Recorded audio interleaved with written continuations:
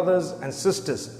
We started off the month of Ramadan. We were excited when the moon was to be sighted in order to enter the month of Ramadan. We entered the month of Ramadan. We got things rolling. Everything became more serious. We started engaging in fasting. We started doing extra salah. We started the recital of the Qur'an. We started the dhikr of Allah subhanahu wa ta'ala. I hope that we have not actually given up, or we have not slowed down in any way, because right now we've gotten to the last part of Ramadan, which is the most important part of Ramadan.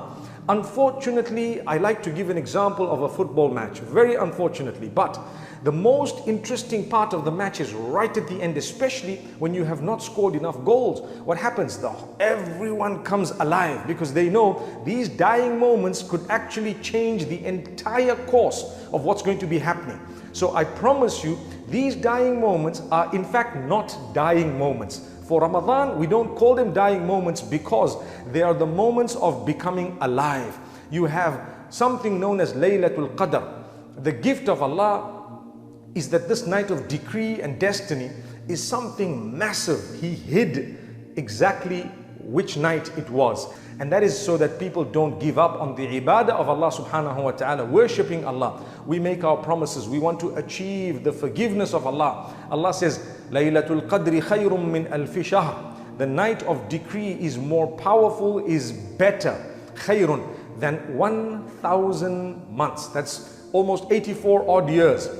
Imagine one night. So we need to liven up the nights now. We're coming towards the end of Ramadan. We liven up the nights by doing what?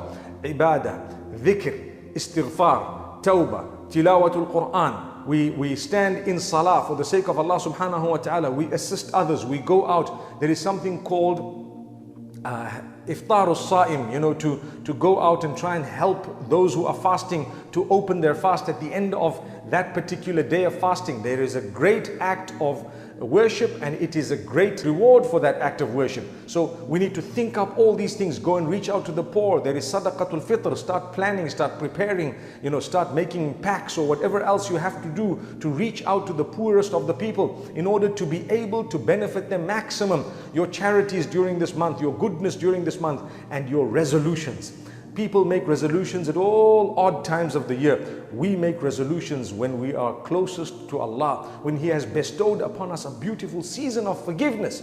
So make the resolutions. I'm not going to go back to my bad ways. I'm not going to miss a salah from now. I'm going to dress appropriately for the sake of Allah subhanahu wa ta'ala. I'm going to improve my relationship with Allah, my relationship with my spouse, my family members, my children, my parents. I'm going to make sure that I use my tongue in the most blessed and proper way. If you start off with the dhikr of Allah, you will not become vulgar and abusive with your tongue.